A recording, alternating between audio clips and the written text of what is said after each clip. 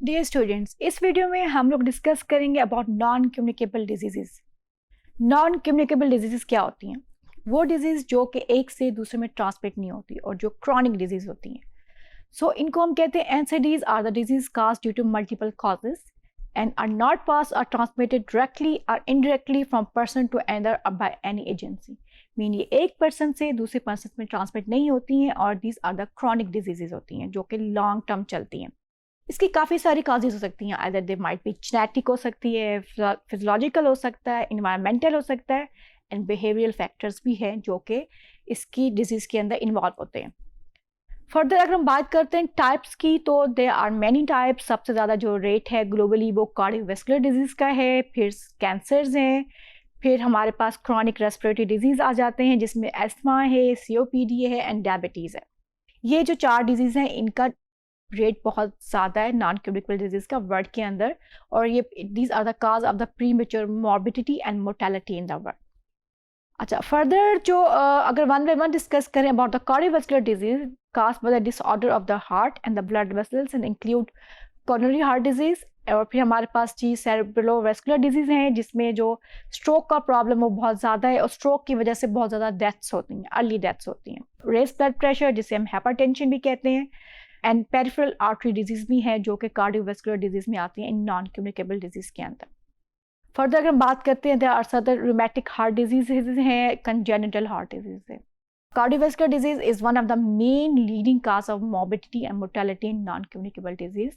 इसके बाद कैंसर आता है और कैंसर के बाद हमारे पास डायबिटीज़ है जिसकी वजह से बहुत ज़्यादा प्रीमेच्योर मोर्टेलिटी होती है। फर्दर कैंसर क्या है जी? Cancer is the uncontrolled growth and spread of cells that arises from change in one single cell. The change may be started by external agents and inherited genetic factors.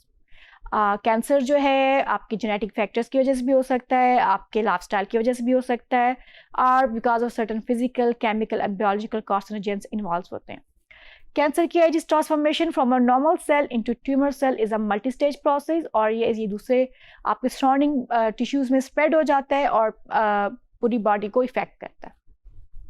फिर हमारे पास आ जाता है जी chronic respiratory disease जिसे हम COPD भी कहते हैं या एस्थमा भी कहते हैं। ये इसका रेट बहुत ज़्यादा है इन नॉन कम्युनिकेबल डिजीज के अंदर। Disease of the airway and the other structure of the lung, chronic obstructive pulmonary disease COPD.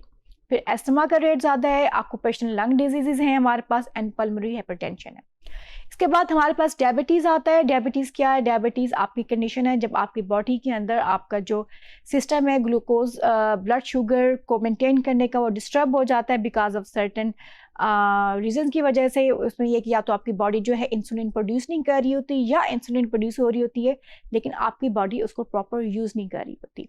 अच्छा, अगर हम फर्दर अब बात करें about the non communicable disease और सोशल फैक्टर्स को, तो जो वन ऑफ द मेन काज है आपकी नॉन कम्युनिकेबल डिजीज़ का, और इसको जिसको हम प्रिवेंट कर सकते हैं बाय टेकिंग सर्टेन मेजर्स, वो ये है कि आप अपना लाइफस्टाइल चेंज करें, आप अपनी डाइट को बैलेंस करें, आप फिजिकल एक्टिविटी को ऐड करें अपनी डेली रूटीन के अंदर, और आपके जो अनहेल्दी हैबिट्स है लाइक स्मोकिंग, अल्कोहल, इससे अपने आप को प्रिवेंट करें। इसको अगर आप इन सब चीज़ों को प्रिवेंट कर सकते हैं तो आप जो एनसीडी का रेट है इसको काफ़ी हद तक कंट्रोल कर सकते हैं अपनी पॉपुलेशन के अंदर। अच्छा, अब पाकिस्तान के अंदर जो है वो पहले डायबिटीज़ और एनसीडीज़ इतने ज़्यादा नहीं थे, बट अब इसका रेशो बहुत ज़्यादा इंक्रीज़ हो गया है।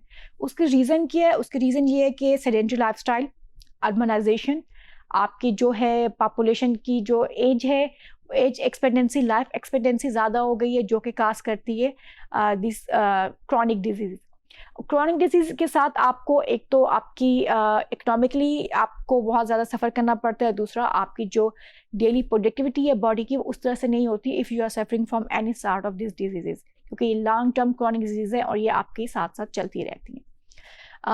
अब फर्दर जो है अब शिफ्ट जो हो गया है दुनिया का वो कम्युनिकेबल से नॉन कम्युनिकेबल डिजीज की तरफ हो गया है, बिकॉज इसका जो रेट है अब अलार्मली हाई आ रहा है इन डेवलप एंड डेवलपिंग कंट्रीज़ के अंदर, जिसमें जिस तरह मैंने आपको बताया cardiovascular disease is number 1, cancer is number 2 and diabetes is number 3, जो कि एक main cause of morbidity mortality है इन 9 सिटीज़ के अंदर। Thank you very much students.